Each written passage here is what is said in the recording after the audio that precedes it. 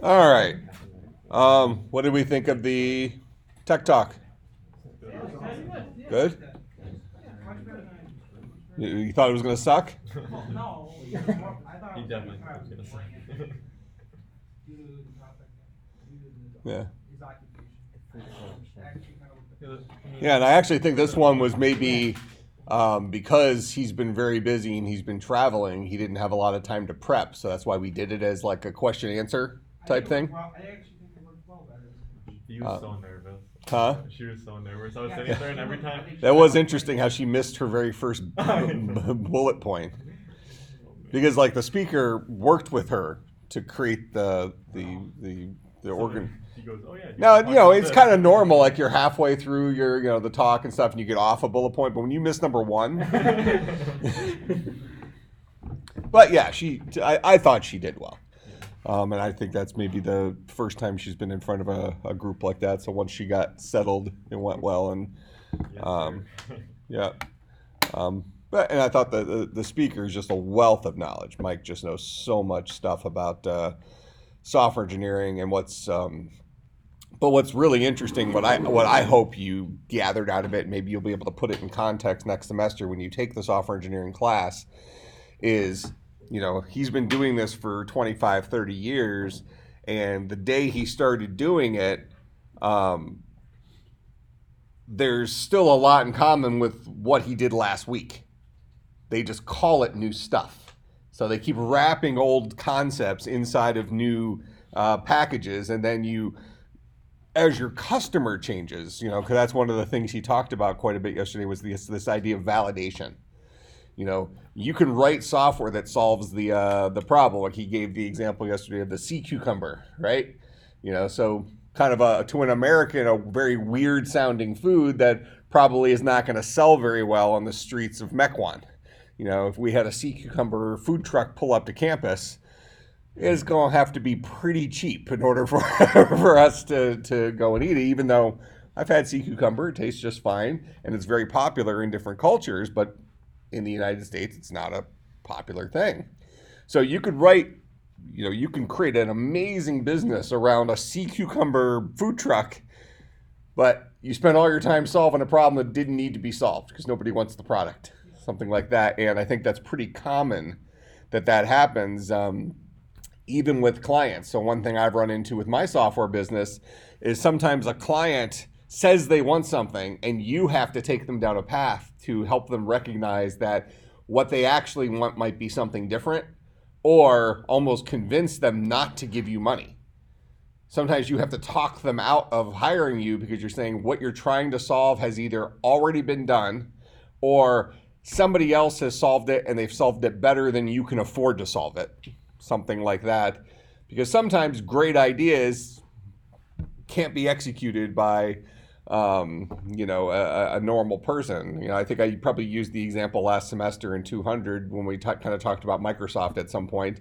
A lot of these big companies, their business model, or part of their business model, whether it's an above boards business model or not, is they will take something else, get sued, settle outside of court, and move on with life.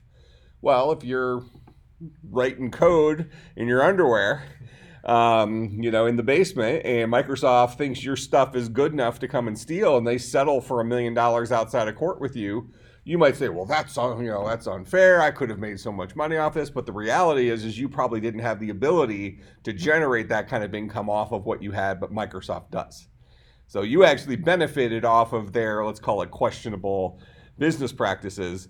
They had the ability to deliver a solution that you wouldn't have had the ability, even though you didn't have the marketing or the outlets for selling it that they might have. So this whole idea of validating a solution before you solve it. There's a lot of problems that we can solve that might not need to be solved. Something like that. Go ahead. I have a question. What is the difference between a computer science major and a software engineering major? It's like computer science more abstract problem solving, and software engineering is more just coding all the time. Well, one thing I throw out there is don't confuse the phrase software engineering with coding. So software engineering is the process of ultimately delivering a software-based solution to a problem. Coding is part of that. We might even say it's a very important part of it, but it may not actually be the most time-consuming part of it. There's a whole bunch of stuff that leads up to ultimately writing a line of code. You know, he actually alluded to that last night, where this kind of an older approach is this waterfall approach, which has been taught in software engineering classes for years and years and years, where you do so much planning before you write any code that by the time you go to write code, the problem has changed, or the problem no longer exists, or you spent too much time planning that somebody else has solved it, whatever it is. So really, the idea of software engineering has to do with all of that: the planning process, the validation process, the requirements documents, the specifications document. Requirements is talking to the customer and finding out what it is that they want. Specifications is, how do I solve what they want at, let's say, the high level without code? Just how do I write down the instructions? How am I going to solve this problem? Then the coding is the actual solving of the problem. So that's the only part of that process that's actually coding. So software engineering is that whole process of ultimately delivering a software solution. Now, computer science would be, let's call it, a deeper theory approach to problem solving. And the thing is that the better major, in my view, is computer science. Software engineering is a software engineering major is better than like a coding boot camp, because you're getting more of the big picture. Coding boot camp effectively teaches you these 5 skills, and then somebody else is doing all the planning, all this stuff. They're throwing instructions down to you and saying, turn this problem, turn this written solution into functioning code. Okay, so at that point, you're a grunt worker. If you want to put it into real life, I don't know, like really junk job type stuff. Maybe you're like a server at Chancery and you're the guy who just brings the fried chicken out. Okay, cook the fried chicken. Everything's done back there. That's where the talent is. Okay, and then ultimately, both these guys work at Chancery, by the way. Then ultimately, somebody puts it on a plate. They don't even put it on the plate. Making it personal. I know, it kind of hurt it a little. They walk it out to somebody else's table, and they don't even get to eat it. They just put it in front of them. Okay, so you're the grunt worker in the system. Now, that's an important thing, because they don't want the customers loitering in the kitchen and all this stuff. So that is the ultimate delivery mechanism at the end, but they're one little cog in the bigger problem. A software engineer might be more like the general manager of that restaurant, right? Where they're in charge of solving all of the problems. And usually it's a team, not an individual, but a software engineering major would learn how to wear all those different hats. They're delivering that. Where a computer scientist has had that exposure. They've learned to wear those different hats. Maybe they're a little bit less specialized or a little bit less experienced in that exact thing, but they know a lot of stuff about how computers work, how databases work, how all these different components that might be parts of the solution to a large software project, how that might work. So they're going to be more capable of coming up of, let's say, solving harder problems and solving problems in better ways. So it's, let's call it the better skill set to have, even though day one you might be a little bit less practiced in a very specific area, right? So might be a little greener when you first walk into the job place, because you don't really have a lot of experience in software engineering, or if you're coming out of one of these coding boot camps, you don't really know what you've never been taught. They've shown you these lists of 5 skills and you learn those things, but day one, when the boss says, hey, I need you to do this, and you've never heard of it, you don't have a context to put it in there. So cross-training versus domain specific, I guess. Does that sort of answer your question? Yeah, so CS is what you want, in my opinion. That gives you the ability to solve all sorts of kinds of problems, and then once you get into industry, you can then direct yourself to specialize. You've opened all those doors to yourself, and ultimately you'll become a specialist in something. You'll decide, what do you love? Or if you love money, what pays you the most, whatever it ends up being, you'll have the flexibility to pivot into those directions because you have the background to go and, well, A, to get the job, and then B, to excel in that job. And, you have the tools to get good at it. Whereas if you just learned how to, deliver fried chicken to a table, and now somebody else wants you to go cook the fried chicken, those skills aren't necessarily transferable. Did you get that right? Yeah. Well, it's not always fried chicken. Sometimes it's a burger. Fried fish. Yeah, right, yeah.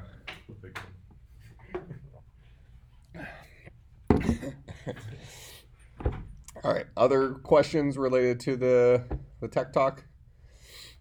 Oh, when do you want the paragraph summary in By its due date.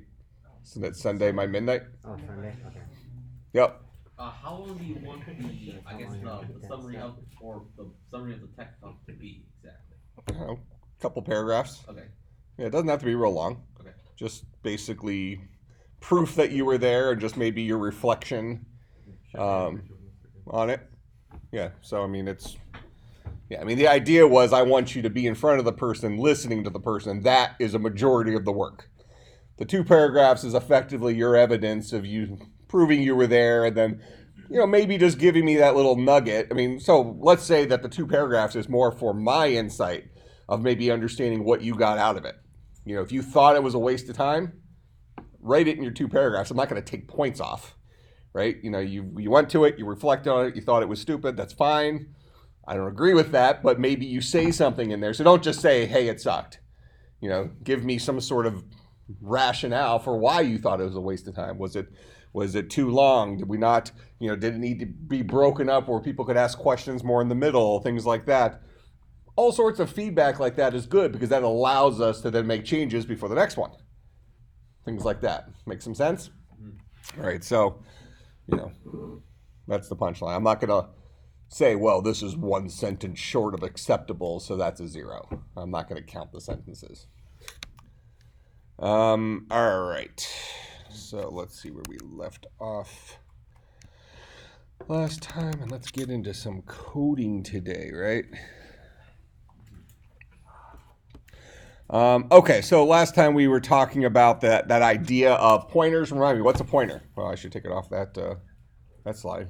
Go ahead. What's a pointer? Something that directs us to a memory address.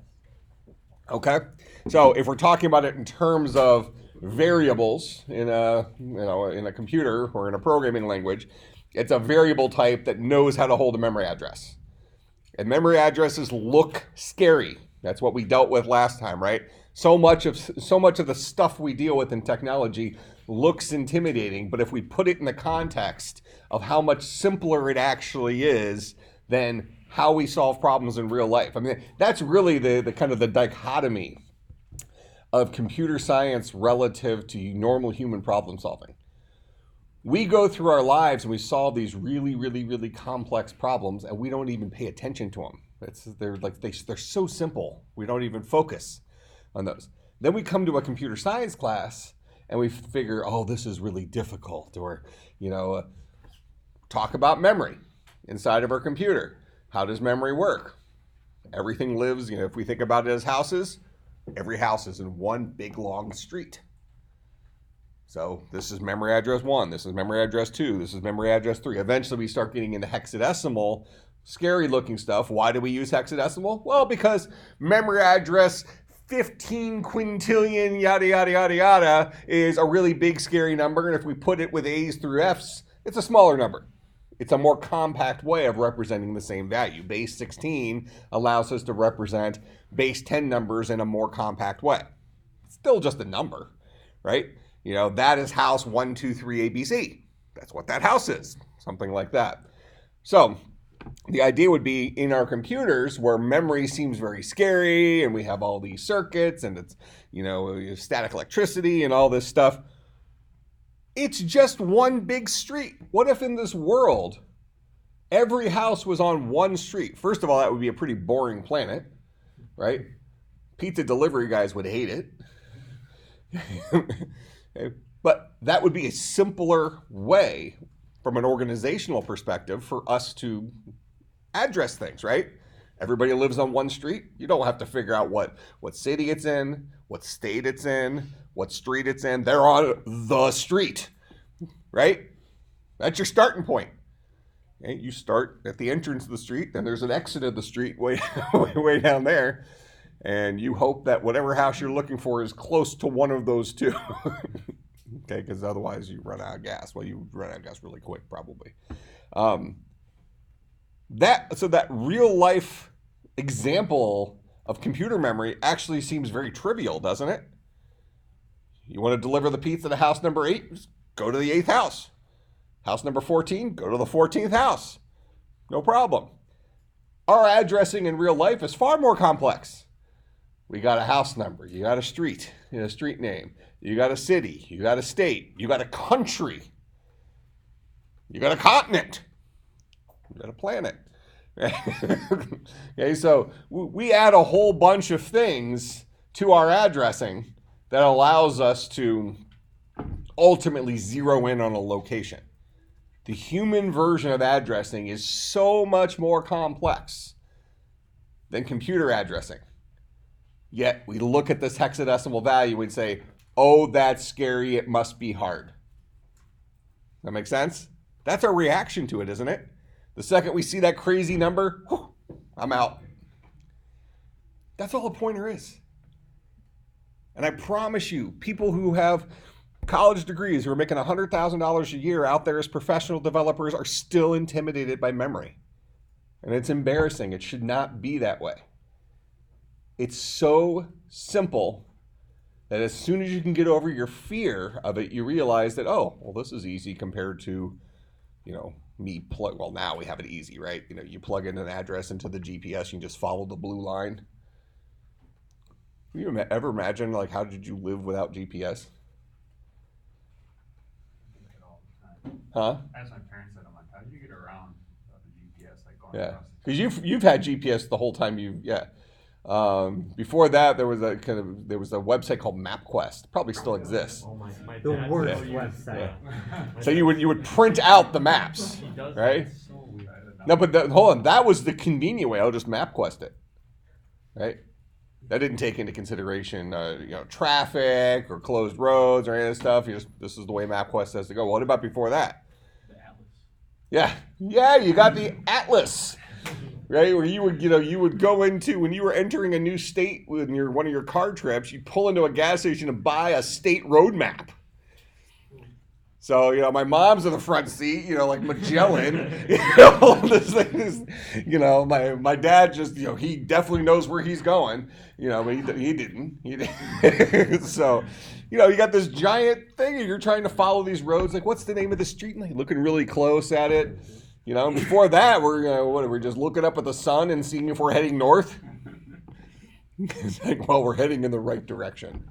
And we still do that sometimes when we get lost or our battery's dead or something like that. If you're down in Milwaukee and you want to get back to Mequon, well, let's head north until I recognize things, right? That'll at least get you into the spitting distance of where you're going. You start heading west, you might get a little bit out of there. You start heading east, you're going to hit the water. So at least you get warning. Right. All right. So, but we have a lot of conveniences in life now that kind of make us forget about the complexity of addresses. Maybe we don't even think about it. Now, if I want to, for instance, go to the Chancery, I just tell my car, I say, okay, Google, navigate to the Chancery.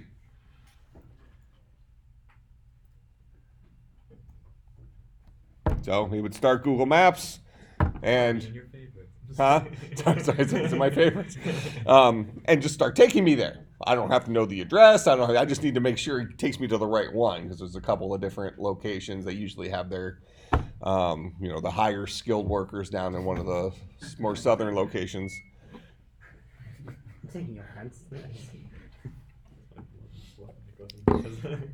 I know, it's in the fried chicken. Don't tell people that.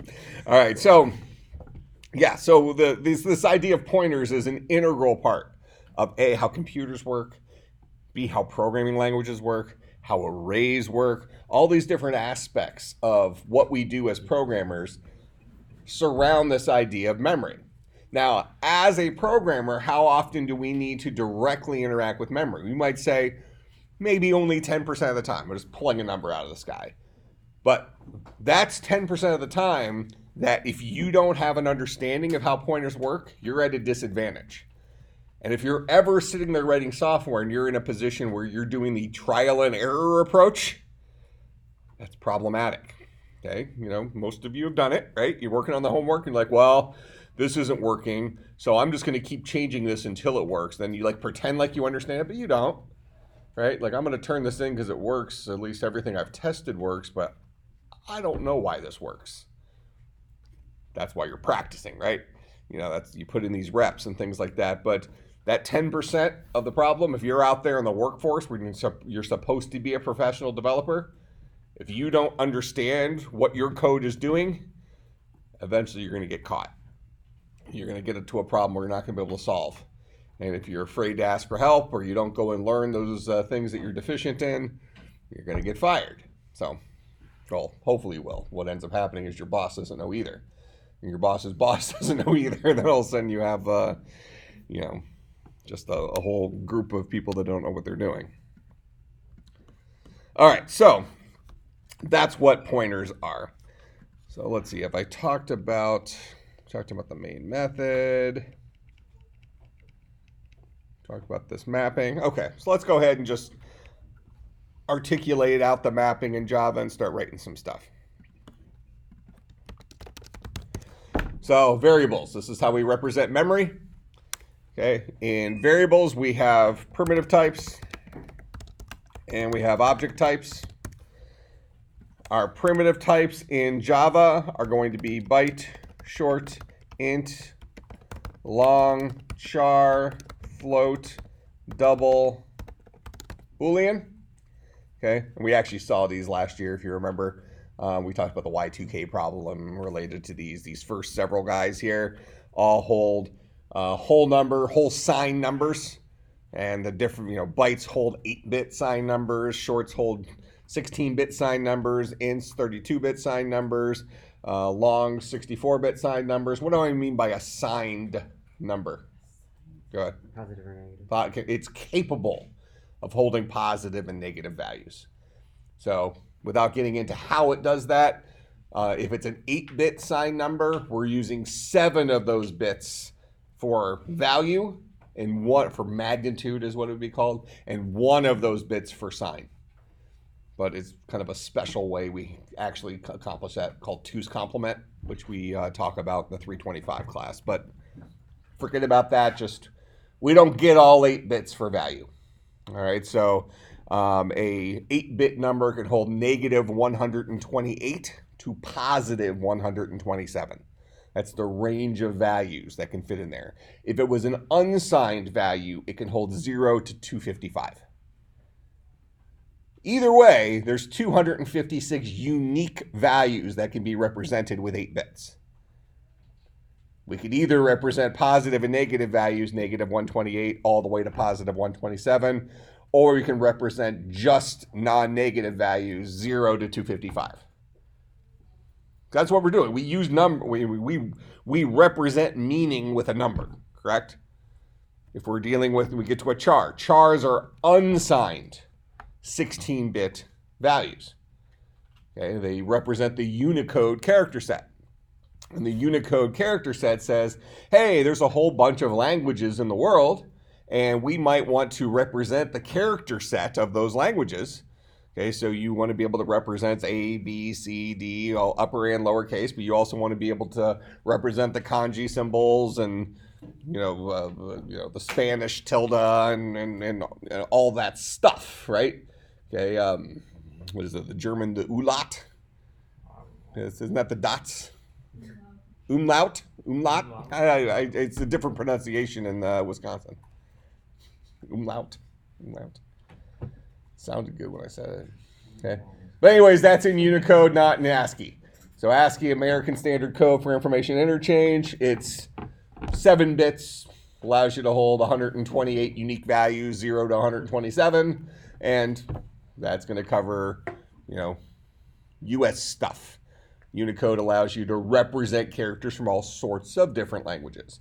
So we decide that Unicode value 1274 represents some character in some language. I don't know what that character is, but that's what it represents. All right, so char is a 16-bit unsigned value, so it can hold 65,536 unique values, ranging from 0 to 65,535. Chars are unsigned 16-bit integers because we don't need to store negative numbers. Now, could Unicode have been designed to be represented through unsigned values? Could they have just said, okay, well, here's my Unicode character set. The very first character in the character set is represented with the number negative 32,768. They could have done that. Seems kind of weird, you know. The very first value is some big negative number. All the way up to positive 32,767. They could have done that, but they just said, hey, you know what? We have 65,535 unique characters we want to associate with a number. Let's start with 0 and go all the way up to 65,535. Makes reasonable sense. Character 0 is this. Character 1 is this. Character 2 is this. Character 65,535 is this. So that's why chars are unsigned. Whole integers, 16 bits in this case. Floats and doubles. Float is kind of like the integer version of a floating point value. It doesn't just hold whole numbers. It can hold things like 3.14. Doubles are kind of like the long version of that. So a float, think of it like a 32-bit. A little bit more complex than that because you have values before and after the decimal point. But for the argument right here, floats can hold a maximum number that is smaller than a double can hold. All right, and then Booleans are trues and falses. These are the core primitive types that are built into the Java language, that are also built into the C# language, that are also built into the C and C++ language. The only thing that actually changes here is the Boolean. Some of the languages shorten it to like bool, some of them capitalize the bool, so on and so forth. In C, Booleans actually didn't exist. It was just represented with an int. Now, there's a whole bunch of object types pre-built into Java as well. We're going to just start with a couple of them as we introduce some stuff, but our most important one is the object type called a string. And I'm going to typically say that Java is a string-based language. So much so that strings act a lot like primitives in Java.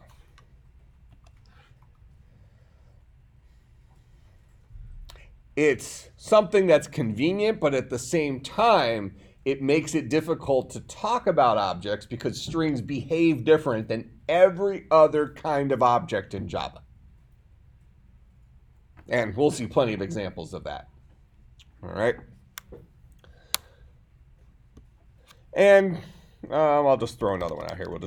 We'll say the character class is another common class that we would deal with. You actually have classes for every one of our primitive types. And we'll talk about why later. But there's like hundreds of objects that are built into Java by default. We're not going to memorize all of them. Instead, what we're going to do is we're going to learn the necessary theory behind this stuff so that we can go and look at the Java documentation and easily read it and use these tools. We're going to create this idea like we walked into Home Depot, we pick a tool up off the shelf, and we can quickly understand how to use that tool because we already understand the underlying, if it's something you're supposed to hold, we know that we look for a grip, right? If it's a tool, something like that. So we're going to learn those underlying concepts that will allow us to use any of these tools in the language. But strings are pretty important to the language, so we're going to become very familiar with strings. All right, so those are our variable types that we have built in. Primitive types can only hold a value. That's all primitive types can do. Object types can hold a value and potentially do more. They can hold 0 or more values, and they can potentially do more. Okay, we wrote our own object types in Python last semester, right? And we had a dice roller, right? And so we had the dice object that could take in a number of sides. So we could build a dice with a number of sides. We could tell it to roll itself. We could tell it to roll a certain multiple of itself. You know, it could do other things other than just hold a value. Strings can report their length. They can report, give you a character from a particular position in the string. Stuff like that. They can tell you where a particular character lives. All right, so those are primitive versus object types. I'll just give you a quick punchline for why character and byte and short and int and classes. So we have a class called byte with a big B, a class called short with a big S, int is called integer, long, capital L, character, float, capital F, double, capital D, and Boolean, capital B. And we have one of these classes for each of our primitive types. Now, these classes, I'll just throw it on a slide for now. We're actually going to give it a lot more detail later on, so we're just going to throw it out here. These guys have static members. These guys have non-static members. Don't worry about that for right now. That is a concept we will spend several classes talking about. Just understand that the way these two types are built are different than each other. Both have Java code in them and stuff like that, but the mentality behind how you are supposed to use that tool is a little bit different. Okay? Now, without going into what does static mean, we might ask the question, well, why do we have object types for all of our primitive types? Remind me, what does an object type do? How does an object differentiate itself from a primitive?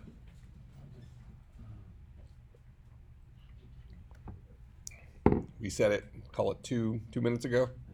Go ahead. Yeah, so objects can hold 0 or more values. They don't even have to hold a value. But they can potentially do more than that. They can have functions associated with it and that kind of stuff. Primitives can only hold a value. That's all they can do. So if we already have a char type that can hold a character, it actually holds an unsigned 16-bit integer that maps to a character.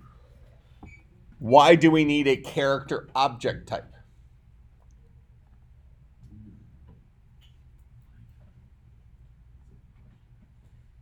Because chars can't do things to themselves. They can only hold a value. And can you imagine a world in programming where you might need to do other things to a char? Maybe you have a lowercase a that you want to make an uppercase a, for example. So a char can't do that itself. Why? Because it can only hold a value. So we need Big Brother over here who says, hey, I got a bunch of static members, which effectively means they only exist once. So I'm like a factory. You toss me a char, and I'll do something to it for you, since you can't do it yourself. So the character class has a method called toUpperCase, for example, where you can throw a char primitive at it, and he will spit out the uppercase version of that char primitive. Make sense? So we have classes for all of these primitive types so that we can work with those primitive types. We can do things that might make sense to do with those primitive types because they can't do it to themselves. As opposed to strings, which have non-static members in them, that means it exists more than once. We create instances of those guys. I'm not going to go too deep into that right now, but we will go very deep into that throughout this class. Strings can do things to themselves. So I can have the string hello and ask that string to report its length. So the string has a length method. And if hello were to report its length to me, it would say, my length is 5. If I had another string that was elephant, and I asked that string to report its length to me, it would report back an 8. Make sense? So those are non-static or instance methods because it doesn't exist just once. The string hello has its own length method that knows the length of hello. The string elephant has its own length method that knows the length of elephant, so on and so forth. We need multiple copies of those methods because we have multiple. This is the way we store strings. This object, the string object, is serving both purposes. It's storing a value and it's working with those values. Where the character class, for example, it actually can store a value if you wanted to store a value with it, but we don't actually need to store values of type char. We already have a way of storing chars. It's called the char primitive type. So instead, we kind of need this factory that we can just walk up to, and we can just have a big line of chars, and whoever's next in line throws something through the door of the factory, and it spits something back out that's the answer to what we wanted. I want the uppercase version of this. I want the lowercase version of this. I want you to tell me whether this guy is a number. Stuff like that. Okay? So strings, very, very, very, very important to the Java language, and we'll start talking about those today. So that's variables in a nutshell in Java. We already knew what variables were, right, from last semester. We already know that one of the ways human beings solve problems is using our memory. Okay, now we have some context on specifically the kind of the go-to moves for variables built into Java. Okay, most of these we were actually introduced to last semester, not in the context of Python, but in the context of understanding kind of the history of our languages coming from C. Because all these primitive types came from C, with the exception of Boolean. This guy used to just be an int. All right. Next way, next thing, way human beings solve problems, we ask questions. Ask questions. So we do this through conditionals. So this is a if statement in Java. I'm just going to say all programming languages, at the very least, 99.9% of programming languages, it's possible there's some languages out there that are not case sensitive. But for all intents and purposes, all programming languages are case sensitive. The key word for the if statement is lowercase if. So it's if followed by an opening parenthesis, and you can have a space in there if you really want one. It's not going to hurt anything. Followed by a Boolean expression, followed by an opening curly brace, statements, followed by a closing curly brace. Optionally, you can have an else. Opening curly brace, statements,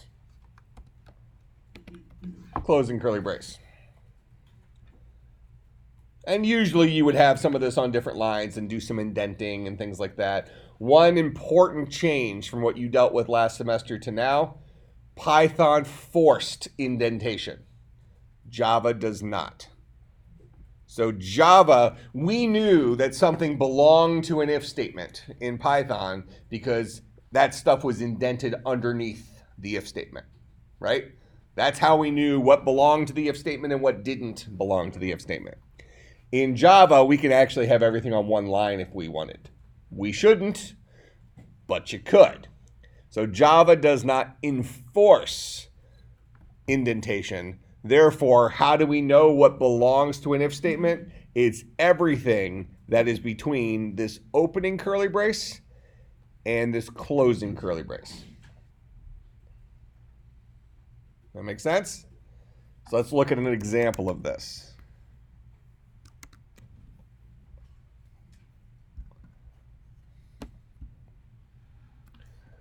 Okay, so I'll say int a is equal to 5. So syntax for variables is type, followed by variable name, equals value. And our statements in Java all end with semicolons. Okay, why do we need to end in a semicolon? Well, Java allows us, this is actually kind of only a half-truth because some of our more modern languages will actually allow you to put it all in one line as well. But I can say int a equals 5, int b equals 7. and I can put that all on one line. Java knows this is two separate statements because it sees the division of, it knows that the end of one of the statements is with that semicolon. So that's just part of the symbols of the Java language is statements end with a semicolon. It's the syntax for the language. Okay, this is not optional. If I leave those off, it's going to scream at me. Get these little red squigglies. Syntax error. Insert semicolon to complete block statements. All right, so we'll have a equals 5. Then we'll ask the question. We'll say if a is less than 10, we're going to do something. And let's just say system.out.println woot. Something like that. All right, so we're asking a question if, opening parenthesis, this is a Boolean expression. Remind me, what's a Boolean expression? We used them heavily last semester. Any expression that boils down to a single value of true or false. Okay, that's what a Boolean expression is. So that's what this guy has to be, is a Boolean expression. All right, closing parenthesis. In here is, we just put a little comment here. So here's comments. We have a single line comment in Java, front slash. Okay, and what this guy says is, what do I do when the Boolean expression is true? That's what happens inside of this first opening closing curly brace. If this guy is true, this is what I do. Everything that happens inside of this block statement. Okay. Now for right now, I'll say that technically the syntax for an if statement, we're just going to go back in here, is if Boolean expression true statement, optionally else false statement. That's the actual syntax for a, that's like the official grammar for an if statement in Java. You do not need the opening and closing curly braces if you only have one statement to say in there. So technically, since I'm only doing one thing here,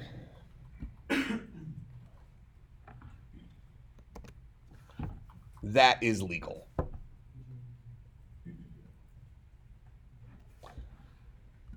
So is that. So is that. So is that. So is that.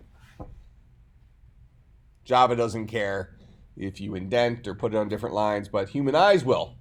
So notice that Eclipse does auto indent for you. That is perfectly legal. This is the word if. Notice it color codes purple or whatever color that is. Then we have Boolean expression. When that guy is true, execute the true statement. Now, when you only have one statement, you do not need the curly braces. What I'm telling you is it's never wrong to use the curly braces, and it actually makes your code more readable. So I would say always, always, always, always, always use an opening curly brace and a closing curly brace, even if you only have one statement in there. It's not going to be wrong. One thing you'll see some books and some coders do is they will have that opening curly brace up there.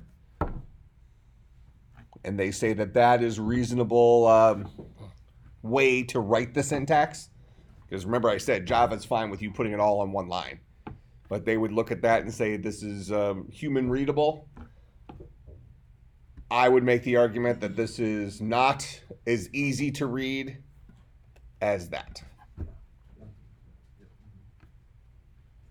This shows you where that if statement ends. This shows you where it this shows you where it begins. This shows you where it ends. And if I had a whole bunch of lines in between here, kind of see how that block shows us where this guy begins and ends. And we can actually put, if you put the cursor after this guy, you can see the curly brace highlights up there for where it closes. You will see a lot of books write it with the other syntax. You will see a lot of coders write the other syntax.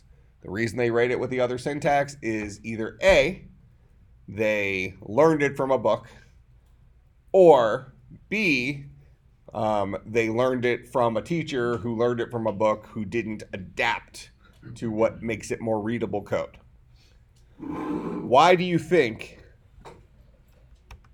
that syntax is common in books?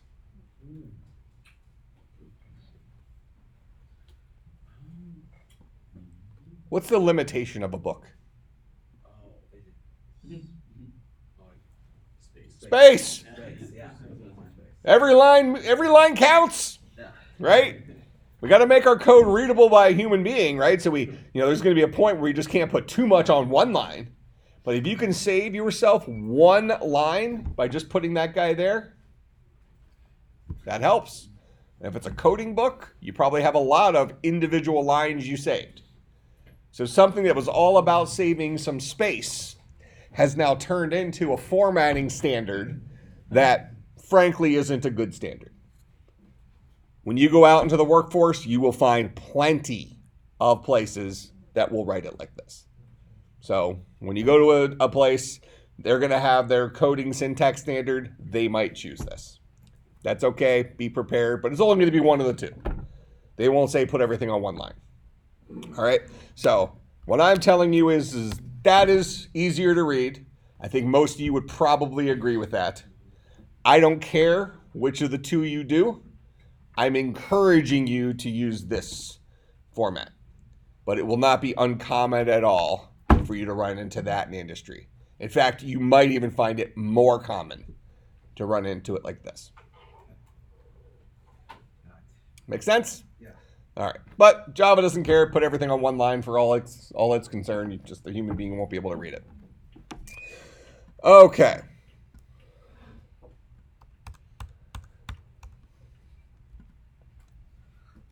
Now, here, I'll actually show you something else here.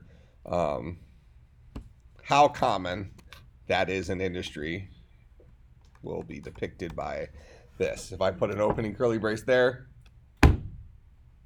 it's built into Eclipse to indent the correct way. Well, indent in that correct way that I'm saying actually is not the best way. But that's what Eclipse thinks the standard is. If I want to change it to my way of doing things, I have to go in and switch Eclipse's template to do it. But what I usually do is if I kick it down a line first, I do my opening curly brace, then press enter, it gives me a matching curly brace and keeps it in the format that I prefer. Go ahead. How do you get Eclipse to recognize it's a Java file and be able to run it? The file should be .java, and we used Eclipse to create it. So when you go to source and you right-click on this guy and you say new class, it should make that a .java file. Okay. So if I say new class here, and it's asking me to name this class, it's going to name it a .java file. So if I call this guy LOL, and I hit finish, it created LOL.java. For it to be able to run, you need to make sure it has a main method in it. So when you make like a new file, you just select class. Yep. And remember last class we talked about all programs begin and end with main. So right now we're going to do all of our programs inside of a single class. But before too long, we'll be having multiple individual classes that work together to solve our problems. So in Python, if you remember, we had all of our stuff kind of in one big monolithic thing where you could scroll up and find all your functions and things like that. That was more out of convenience. Well, we're going to start kind of with that same approach with Java, but then we're going to pretty quickly start having 5, 6, 7 different files for the different little pieces of our program. Like we would have like the dice class inside of one file. We'd have the dice roller class inside of another file. Then we would have our main method in another file that maybe created a couple of dice rollers, which created a couple of dice. And when we told the dice roller to roll, it would do its magic. And all that stuff was hidden someplace else because that's how object-oriented languages work. Remember way back when we talked about the difference between a procedural and an object-oriented language, we used the telephone example where the procedural telephone is a pile of wires. Object-oriented telephone looks like a telephone. Well, we want that stuff even more hidden from us. If you think about your Python programs from last semester, if you wanted to see your dice and your dice roller, you'd scroll up in the file and you'd see all the crap associated with dice, all the crap associated with dice roller. Once it was working, you didn't have to worry about that anymore. If you remember in your text editor, we had like a little arrow where you can, squeeze it. So it would just show up as a single line, so you didn't have to look at it. Well, in Java, you could do it with Python as well, but it's pretty convenient in Java with Eclipse. We'll just put it in another file, and then we can just use it. All right. So create a variable, set equal to 5, ask a question. Is 5 less than 10? It is. So this is what we do when it's true. So I hit play. We'll get a woot out of this guy. If I change A to 50, is 50 less than 10? Nope. So we will not execute the true code. So my output of this program will be nothing. But if I optionally throw the else in here,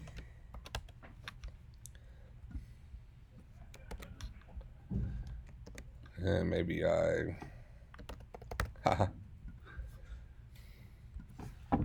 now I get Groot out of that. So it has to be in a separate curly brace to like the else. Doesn't have to be, but always put the curly braces. Yeah, the syntax, if you go back to this, it's else false statement. If you only have one thing, you don't need the curly braces. But I'm telling you, the curly braces are never, ever, ever, ever, ever, ever, ever wrong. So if you always put them, you won't run into any issues. Once you get advanced enough at programming where you really understand the difference, if you want to save yourself 2 lines with the curly braces, have at it, right? But what ends up happening is for beginning programmers, they'll end up leaving those curly braces off.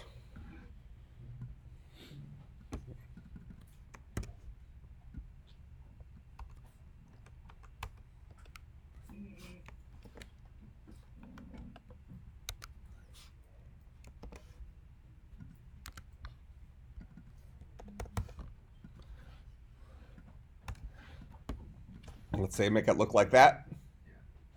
What's the output of this program going to be?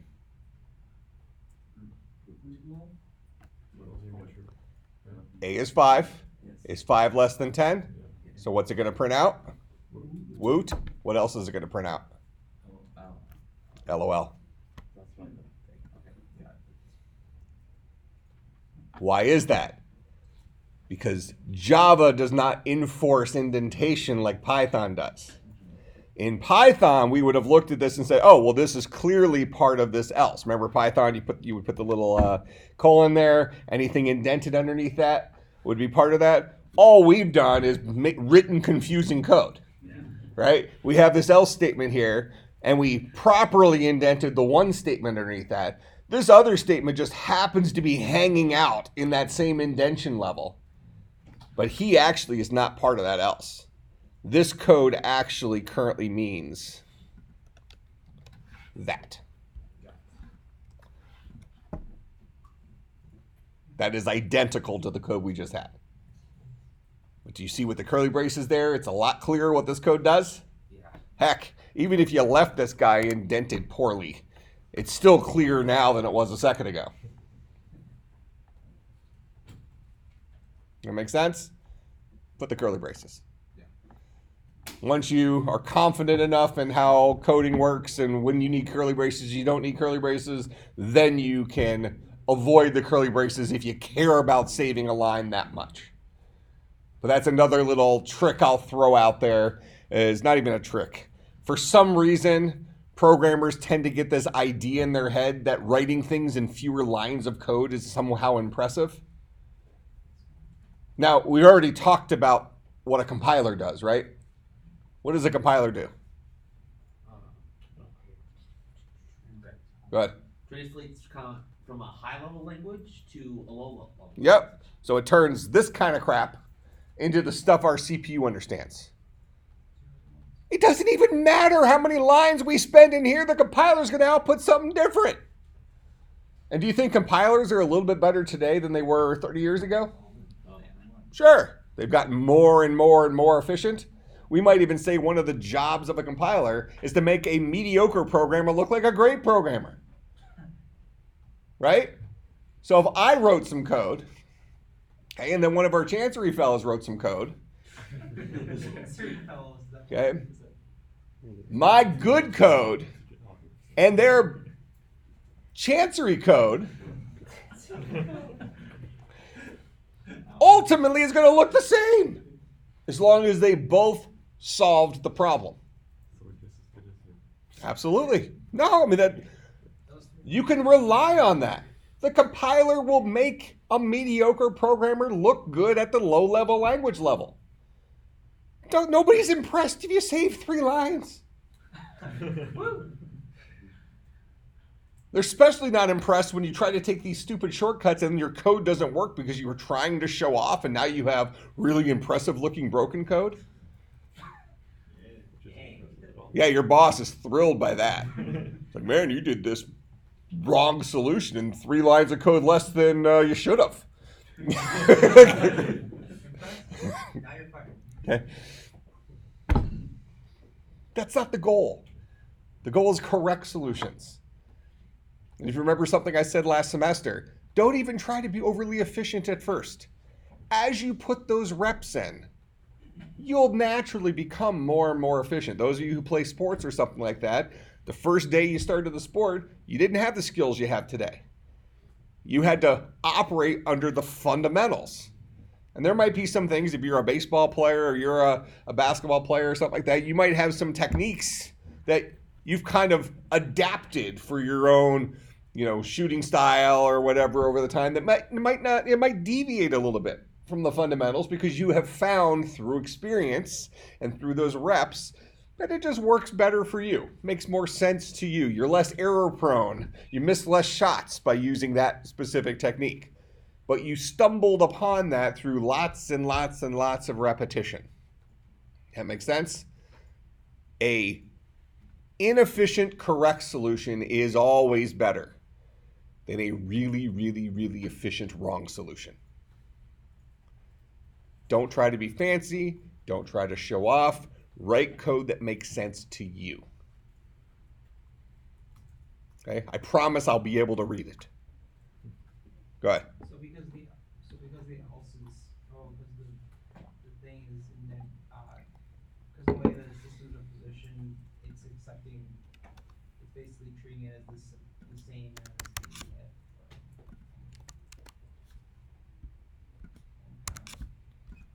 That's the same code.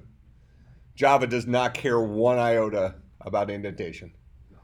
Oh, okay, I see what you're saying. In Java, we don't have that same rule that we have with Python. Okay? No. What, you hated Python? No, I don't like to look at it. Okay, good. No, I mean, surprised it came from one of the Chancery guys. Yeah, we should just get t-shirts that said Chancery guys. Okay. No, but I mean, what he just said is super, super important. And it's actually evidence of hopefully something I said at the very beginning of last semester. One of the reasons why I like to switch between languages. Hopefully you're already seeing that you've learned a whole new language in here pretty quickly. You're not super experienced with Java yet, but we're seeing that it doesn't deviate greatly from Python. That's going to make you a better computer scientist when you get your mind away from being a language-centric computer scientist to a programming-centric computer scientist. So something you just said is really, really important. Having readable code is an important programming language-centric skill. Whether you're coding in Python or you're coding in C or C++ or Java, doesn't matter. Your code should be readable. It definitely needs to be readable by you. And the thing is, keep in mind that you might write some code. Right now you're writing code and you're not going to look at it again until you're probably going to go and study for your midterm or something, right? But at work, you might write a program that you might not look at for another 4 years. My wife's been a COBOL programmer for 20 years. And she has to go back and make updates as people request new features and things like that to programs she wrote a decade ago. Well, do you think she just remembers those programs like she wrote them last week? So she needs to make sure she's put some comments into those programs to remind her what she was doing in a certain port. Don't just put comments all over the place, because then you get comment diarrhea. Bad ailment. There's no pill for it. Okay. But sometimes you'll have a couple of lines of code that might be doing something a little bit strange. Or at a glance, you're like, oh, I wonder why I did this. That's the right place for a comment. Give yourself a little line in English that kind of says, this is why I did this. I had to keep track of 2 variables because something later on needs the original value. Something like that. All right? That's when you put a comment. You don't comment just to comment. Okay? Some teachers will teach programming from the perspective like, oh, well, you should have at least 9 comments in this program. It is meaningless crap. Right? Comment when it makes sense. Don't comment when it doesn't. Because it's just going to fill your screen with more unreadable stuff. Now, I would find it hard to believe that a complex program would not have any comments in it. There's going to be something weird that you're going to be doing at some point that probably is going to require a little bit of commentary. Make sense? Okay. But something you said here is you don't like the way of me doing this weird indentation stuff because Python, the language you learned with, forced you to write code that was readable. It's built into the rules of Python. That's the reason I like Python the best as a first teaching language. Forget about the fact that it's popular and you look at, best programming languages, it's always in the top 2. Them and Java, they flip place. I think Java is usually number 1, but whatever. Python's a very popular language. I don't care about that. Fine, I'm giving you a skill that can go out and help you get a job or something, but I love Python because it forces indentation. And if I can teach that as your very first language and force you into the habit of, hey, I don't know how to program, to now the only way I can program is by writing readable code, that's great. Okay? So I love the fact that you're upset by poorly indented code. That's the way it should be. Always, always, always make your code readable. And Eclipse will help you with that. All right, so this code makes sense to everybody? All right, so right now A is 5. Is 5 less than 10? Yes, it is. Print out woot. We'll skip the else because we only fire either this or this. But hey, every single time we're going to hit this guy. So it's going to print out woot, and then it's going to print out LOL. If I change this to 50, is 50 less than 10? No, it's not. So we'll hit the else. We'll print out Groot, followed by LOL. Everybody's cool with that? Yeah. All right, so now we know how to ask questions. All right.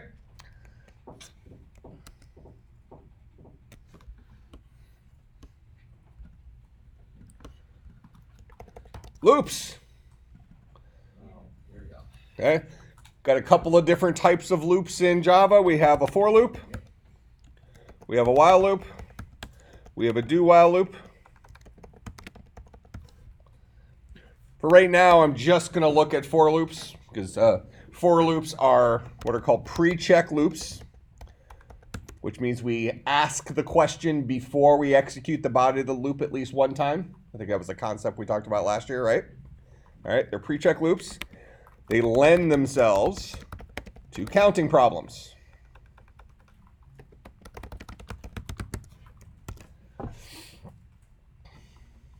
Make sense? No different than what we talked about last time. Last year was like for I in range 0 to 10. Yeah. Print out I.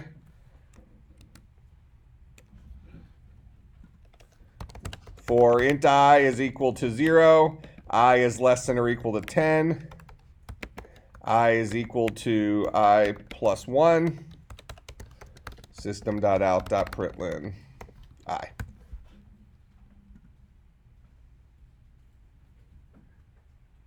This is for I in range 0 to 10. Step by 1 each time. do something. Same exact structures we had before. Syntax is a little bit different.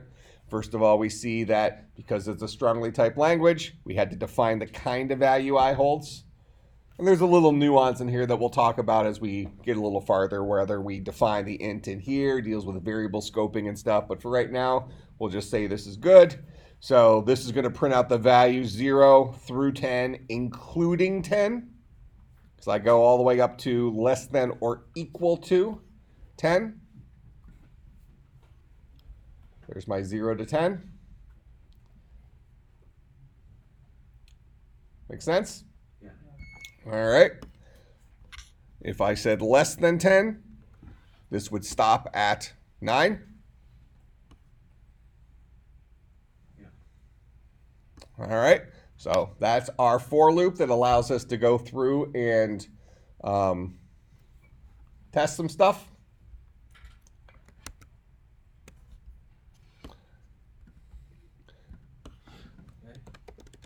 Remember the Fizzbuzz problem from last semester? Didn't we? Wasn't that like one of our first assignments? Are you sure? I think I showed you modulus. Okay. Well, so what Fizzbuzz does is we're going to say for all of the numbers between 1 and 1,000, let's say, print fizz if the number is evenly divisible by, what was that, I think 3. Print buzz if the number is evenly divisible by what, maybe 4. Print, the 3 and 4 might be off, but it solves the same problem. That's fine.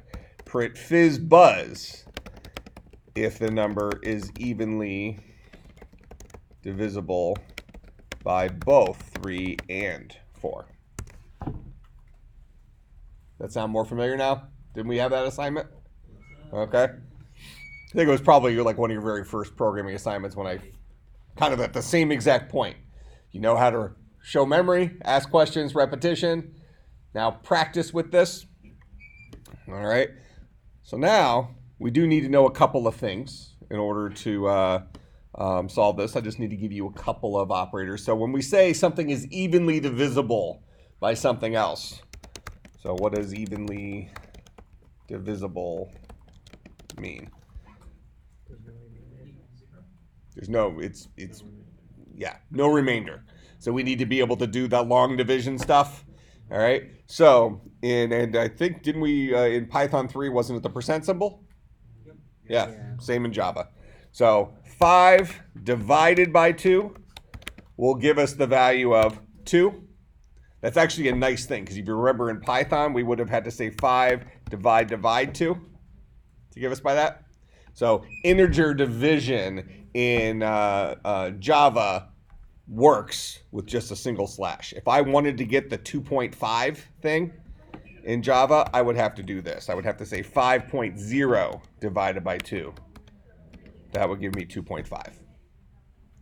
At least one of the sides needs to be a decimal number. Not important for right now. We'll see that through practice, but let me just show you what you'll need for this assignment. So 5 divided by 2 gives you the 2. 5 mod 2 gives you the 1. So this is 2 remainder 1. Make sense? So an example of a number that's evenly divisible by 3 would be like 9. 9 divided by 3 is 3. 9 mod 3 is 0. Right. Make sense? Okay, So that's one thing you'll need for this assignment. You need the modulus thing. Yeah. So when you're doing the division and the mod, so the division is just giving you like the whole number, and the mod is a separate equation just to give you the remainder. Yeah, it only gives you the remainder. Yeah, for this assignment, you won't even need to do this first part. You're just going to be asking the question about evenly divisible. So all you care about is the remainder from the long division.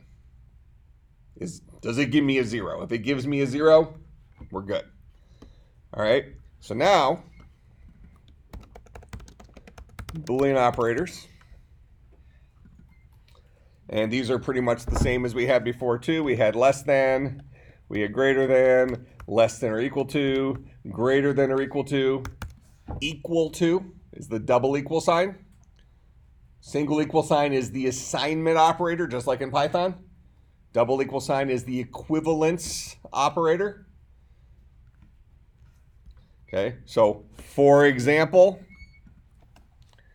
9 mod 3 equals 0 will boil down to true. 9 divided by 3 has a remainder of 0. Is 0 equivalent to 0? Yes, it is. That's true. Okay, I'm giving you all the little puzzle pieces you're going to need for this assignment.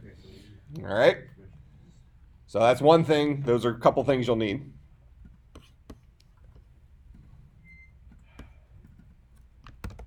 Boolean logical operators. We have and, or. I want to actually just leave it like that for right now. Okay? You're actually only going to need the and for this assignment. So this is the and operator.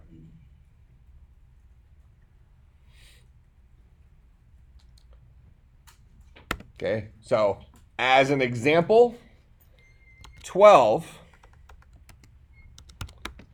mod 3 equals 0 and 12 mod 4 equals 0 will boil down to true. This whole thing is a Boolean expression. A Boolean expression is any expression that boils down to a single value of true or false. So even though this looks scary-ish, let's say, there's a lot of stuff going on there, ultimately, it's a single value of true. Yeah, but I think I said 1 to 1,000, but change it to 1 to 10, change it to 1 to 1,000,000, doesn't matter. Change it to 17 to 24. Just your loop structure, right? All right, so for your homework, solve Fizzbuzz for 1 to 1,000. I'll put it up on Blackboard, but test it for 1 to 10 at first. That way you can maybe test it for 1 to 12. That way you definitely get some evenly divisible ones. Make sure you get the right output. Make sense? So print out Fizz if it's evenly divisible by only 3. Print out Buzz if it's evenly divisible by only 4. Print out Fizzbuzz if it's evenly divisible by both 3 and 4. All right? So a little bit of reminder for some logic stuff, but now we get practice asking some questions and really the core components of a programming language. Make sense? All right, so this is due on Tuesday.